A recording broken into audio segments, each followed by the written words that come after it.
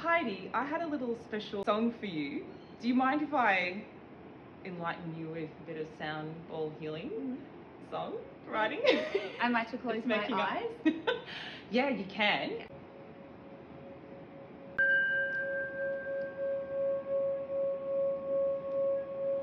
Can you hear the binaural beats? Oh, it's hitting my heart. Oh, I'm liking this. well, that's all part of the plan. Pig and whistles is just too good to be true. Heidi, you're pretty good too. You're like heaven to touch. Your wellness is just appreciated so much. At long last, love has arrived, and we thank God you're alive.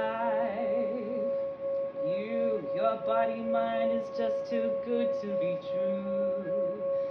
Can't take my eyes off of you.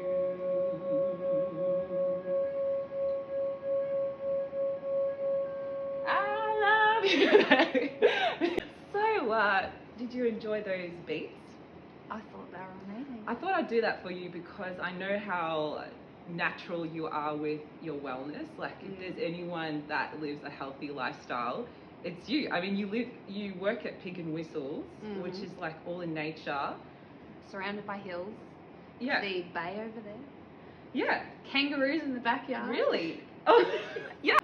Horse riders. Yeah. Horse riding. We get the cyclists. We get the I don't know, everything. Yeah. All types of people. Yeah. And if you just sit and just, like, if you go outside with a wine or a coffee, then you could, like, have a look what else is out there, you know? You look at the fields and, yeah. There's so many events. And down the road we have Greens Bush, which I grew up as a child exploring the bush in there. Really? Yeah, because you've been in this area for years, since you're a little girl. You're not like a newcomer, you're the real thing. Cape Schanck was where I was, well, that's my memories is Cape Schanck. I moved to the back of Rye when I was about 6 or 7. I didn't, but my dad built a house out at Cape Schanck. And then Mum was at work, we only had one car. Dad was home most of the time in the studio working and building the house. So my brothers and I used to just go exploring all through Greens Bush, down Cape Schanck. We found caves. It was so cool. Oh my God, yeah, like I've been to the back bench. Hang on, your dad was at the studio, like music? Yeah. Yeah. And what? He's a musician. What was he practicing at that time? He was mainly guitar. He's now bass, but he's produced a lot of music. He just does lots of engineering for artists, but he's now in his late 60s and he's just slowed down a little bit and he just does it for love. That's awesome. And now you do it for the love. Yeah. Slightly. I'd like to have more of a career in music. Yeah. Well, I do have a career in music. Yeah, you do. A huge career, actually. Like, what the heck? Like, I think what I mean is I'd love to be a full-time musician, but I do have this love for seeing other musicians grow and providing opportunities for other musicians, hence the Shed Theatre. And I think anything creative I'll love, so like producing shows, producing events, creating music. And I love how the world is changing marketing as well. I think that's really interesting how people react to certain things. So that's so beautiful. You know, I could just picture you with your guitar at home or out in nature and just singing, just enjoying that for yourself. And how dare you take that for yourself, you know? But then you want other people to feel what you feel.